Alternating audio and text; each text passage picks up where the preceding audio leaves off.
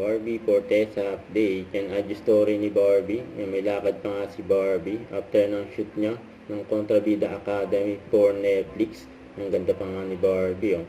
Yan, magkakasama ang Team Barbie just a Smart Araneta Coliseum. Yan, nanood sila ng concert ni TJ Monterde. Yan, enjoy si Barbie. Nanood ng concert. Yan pa nga yung video. Yan, dito yan ng concert. Picture din si Barbie with Janra saka si Casey Tanginan. Enjoy si Barbie dyan nanood ng concert.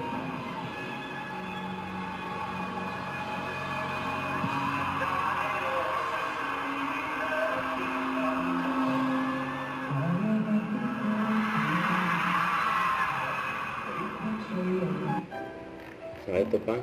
And congrats kay Barbie, nominate siya sa PMPC Star Awards for Television bilang Best Drama Actress. Ganon din kay David, actor naman, drama actor. And post ng Gemini Network. And in her sporty era, Barbie Fortesa spent her Sunday afternoon playing tennis with Eugene Domingo. Ito yung behind the scene ng Barbie Fortesa saka Kim Jisoo, yung TikTok nila. Don't forget to subscribe, click the notification bell for more update. This is Richard Reaction Vlog. Stay tuned for more update. See ya.